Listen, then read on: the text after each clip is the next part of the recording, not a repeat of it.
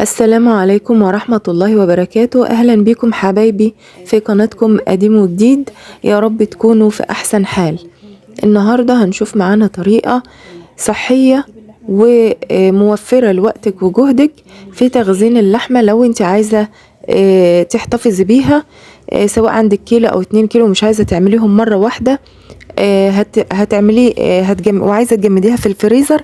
هقولك على طريقه تجمديها بيها، لكن طريقه صحيه ومش هتفقدي معاها قيمتها الغذائيه. بتجيبي اللحمه بتاعتك بتقطعيها زي ما انت شايفه معانا كده. يستحسن ان انت تقطعيها مش كتل كبيره قوي، لا بتقطعيها حتت يعني صغيره شويه، مش صغيره قوي برضو، متوسطه يعني زي ما انت شايفه كده.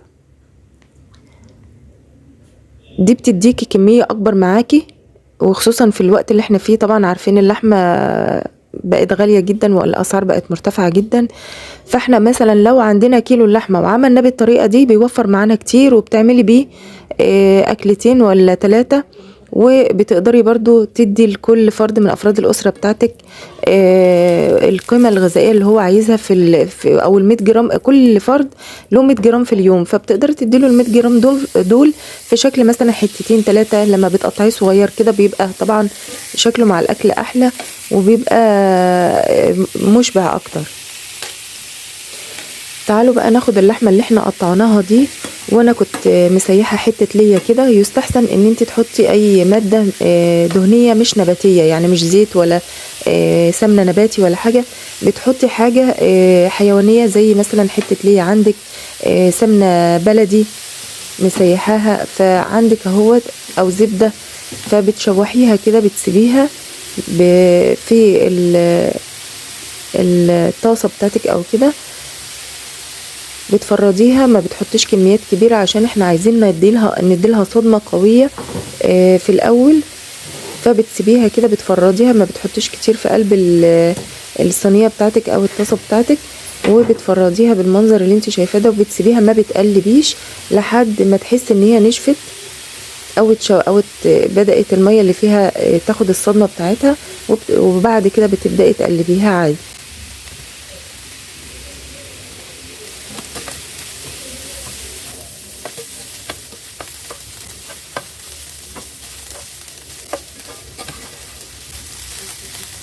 زي ما انتوا شايفين معايا كده، بدأت اشوح فيها اهو لحد ما اشوفه المية بتاعتها بتنشف بالطريقة دي، وانا كاشفة عليها لان انا عايزاها تاخد الصدمة من جميع النواحي زي ما انتوا شايفين معايا كده.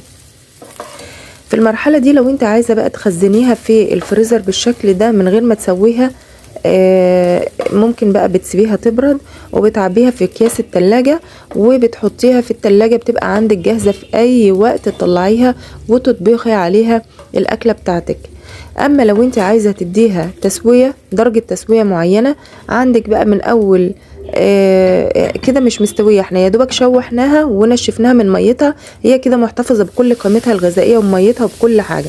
يا دوبك لو خدتيها وتحطيتيها في قلب الاكله بتاعتك بتبدا تديلها الطعم والريحه والشوربه اللي انت عايزاها. لو انت عايزاها تسويها، في عندك درجات بقى للتسويه. عايزه تسويها ربع تسويه، نص تسويه، عايزه تسويها كامل وتعينيها متسويه، براحتك خالص. بتسويها ربع تسويه بانك بتجيبي كوبايه ميه، وبتحطي او بتكون عندك طبعا ميه سخنه جنبك مغليه، بتحطي عليها شويه ميه صغيرين وبتغطي عليها وتسيبيها لحد ما تتشرب خالص الميه بتاعتنا اللي انت حطيتيها زي ما هتشوفي معايا دلوقتي. لو عايزاها نص التسويه بتخليها برضو زي بتحطيها برضو، بتحطي الميه برضو عليها حبه حبه. اول ما بتشرب الحبه الاولانيين بترجعي تضيفي شويه ميه تانيين لحد ما بتشربهم برضو، وهكذا لحد ما توصل لدرجة التسوية المطلوبة بتاعتك. وبعد كده برضو بتبدأي تعبيها في اكياسك وبتحطيها في الفريزر لو انت مش هتستخدميها دلوقتي. زي ما انتوا شايفين اهو، حطيت شوية مية وسايباها تتشربهم. انا ساعات اسيبها من غير تسوية خالص، لو انا مثلا هعمل عليها اكلة عايزاها تاخد معاها التسوية بتاعتها، او ساعات بسويها نص نص، او ممكن اعمل الكمية بتاعتي نصين، اسوي شوية منها نص ونص او نص تسوية يعني، والنص التاني بسيبه من غير تسوية يدوبك على التشويحة الاولانية في اكلات معينة. وبكده تبقي وفرتي وقتك وجهدك.